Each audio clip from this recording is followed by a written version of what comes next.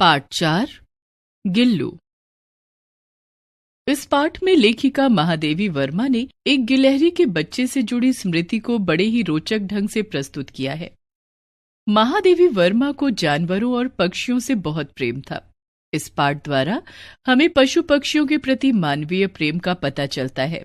ये पाठ हमें सभी प्राणियों से प्रेम करने का संदेश देता है।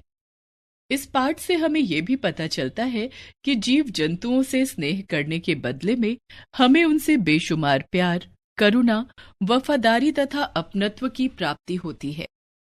सोन जूही में आज एक पीली कली लगी है। उसे देखकर अनायास ही उस छोटे जीव का स्मरण हो आया जो इस लता की सघन हरितिमा में छिपकर बैठता था और फिर मेरे निकट पहुंचते ही कंधे पर कूदकर मुझे चौंका देता था। तब मुझे कली की खोज रहती थी, पर आज उस लघु प्राण की खोज है, परंतु वह तो अब तक इस सोनजूही की जड़ में मिट्टी होकर मिल गया होगा। कौन जाने स्वर्णिम कली के बहाने वही मुझे चौंकाने ऊपर आ गया हो। अचानक एक दिन सवेरे कमरे से बरामदे में आकर मैंने देखा 2 कौवे एक गमले के चारों ओर चोंचों से छुआ छुअवल जैसा खेल खेल रहे हैं। यह काग भुशुंडी भी विचित्र पक्षी है, एक साथ समादरित, अनादरित, अति सम्मानित, अति अवमानित। हमारे बेचारे पुरखे न गरुण के रूप में आ सकते हैं, न मयूर के, न हंस के। उन्हें पितर पक्ष में हमसे कुछ पाने के लिए काक बनकर ही अवतीर्ण होना पड़ता है। इतना ही नहीं, हमारे दूरस्थ प्रियजनों को भी अपने आने का मधुर संदेश इनके कर्कश स्वर में ही देना पड़ता है। दूसरी ओर हम कौवा और कांव कांव को अवमानना के अर्थ में ही प्रयुक्त करते हैं। मेरे काक पुराण के विवेचन में अचानक बाधा आ पड़ी, क्योंकि गमले और दीवार की संधि में छिपे एक छोटे से जीव पर मेरी दृष्टि रुक गई। निकट जाकर देखा, गिलहरी का छोटा सा बच्चा है जो संभवतः घोंसले से गिर पड़ा है और अब कौवे उसमें सुलभ आहार खोज रहे हैं। काक द्वय की चोंचों के 2 घाव उस लघु प्राण के लिए बहुत थे, अतः वह निश्चेष्ट सा गमले में चिपटा पड़ा था। सबने कहा, कौवे की चोंच का घाव लगने के बाद यह बच नहीं सकता, अतः इसे ऐसे ही रहने दिया जाए, परंतु मन नहीं माना। उसे हौले से उठाकर कमरे में लाई, फिर रुई से रक्त पोंछकर घावों पर पेंसिलिन का मरहम लगाया।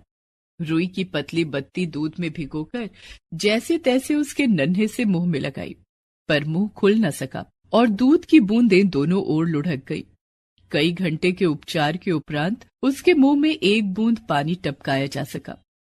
तीसरे दिन वह इतना अच्छा और आश्वस्त हो गया कि मेरी उंगली अपने 2 नन्हे पंजों से पकड़कर नीचे कांच की मोतियों जैसी आंखों से इधर उधर देखने लगा।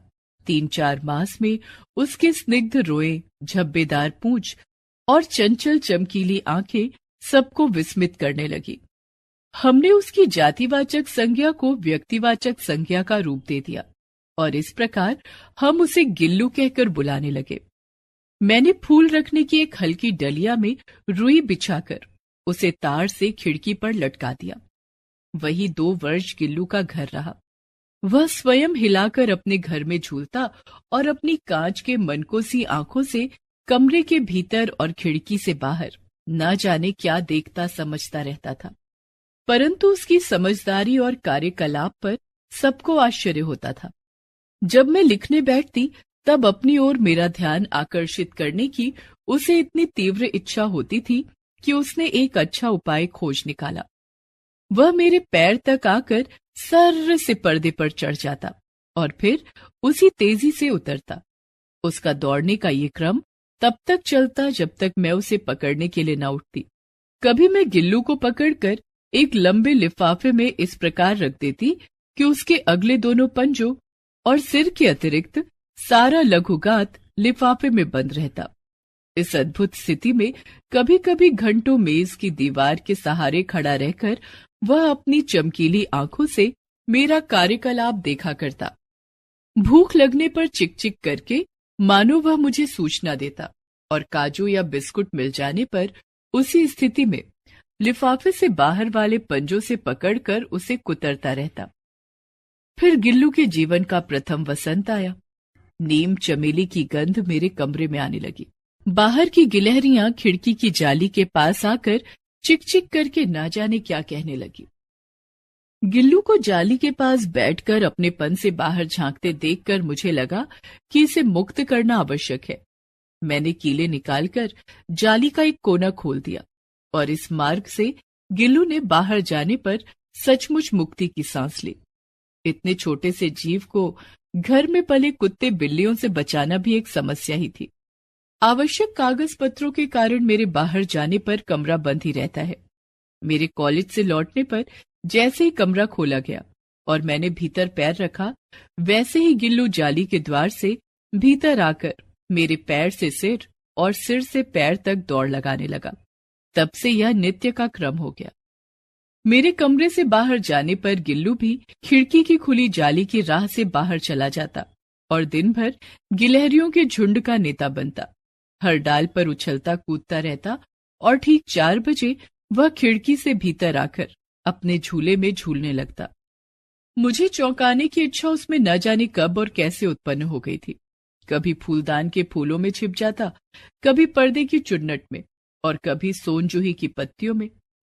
मेरे पास बहुत से पशु पक्षी हैं और उनका मुझसे लगाव भी कम नहीं है, परंतु उनमें से किसी को मेरे साथ मेरी थाली में खाने की हिम्मत हुई हो, ऐसा स्मरण नहीं आता। गिल्लू इनमें अपवाद था। मैं जैसे ही खाने के कमरे में पहुंचती, वह खिड़की से निकलकर आंगन की दीवार बरामदा पार करके मेज पर पहुंच जाता और मेरी थाली में बैठ जाना चाहता।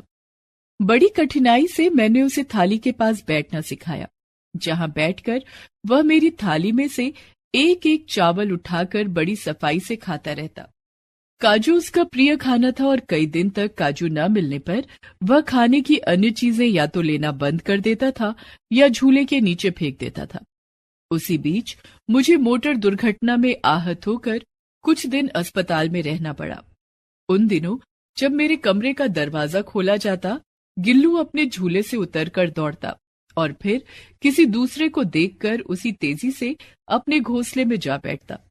सब उसे काजू दे जाते, परंतु अस्पताल से लौटकर जब मैंने उसके झूले की सफाई की तो उसमें काजू भरे मिले, जिनसे ज्ञात हुआ कि वह उन दिनों अपना प्रिय खाद्य कितना कम खाता रहा।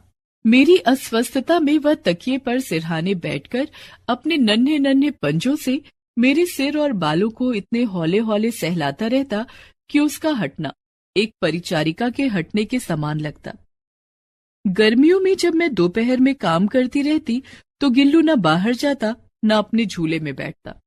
उसने मेरे निकट रहने के साथ गर्मी से बचने का एक सर्वथा नया उपाय खोज निकाला था। वह मेरे पास रखी सुराही पर लेट जाता और इस प्रकार समीप भी रहता और ठंडक में भी रहता। गिलहरियों के जीवन की अवधि 2 वर्ष से अधिक नहीं होती, अतः गिल्लू की जीवन यात्रा का अंत आ ही गया। दिन भर उसने न खाया और न बाहर गया। रात में अंत की यातना में भी वह अपने झूले से उतरकर मेरे बिस्तर पर आया और ठंडे पंजों से मेरी वही उंगली पकड़कर हाथ से चिपक गया जिसे उसने अपने बचपन की मरणासन स्थिति में पकड़ा था। पंजे इतने ठंडे हो रहे थे कि मैंने जागकर हीटर जलाया और उसे उष्णता देने का प्रयत्न किया, परंतु प्रभात की प्रथम किरण के स्पर्श के साथ ही वह किसी और जीवन में जाने के लिए सो गया। उसका झूला उतारकर रख दिया गया है और खिड़की की जाली बंद कर दी गई है, परंतु गिलहरियों की नई पीढ़ी जाली के उस पार चिकचिक करती ही रहती है और सोनजूही पर वसंत आता ही रहता है। सोनजूही की लता के नीचे गिल्लू को समाधि दी गई है, इसलिए भी कि उसे वह लता सबसे अधिक प्रिय थी और इसलिए भी कि उस लघु गात का किसी बासंती दिन जूही के पेलाब छोटे फूल में खिल जाने का विश्वास मुझे संतोष देता है।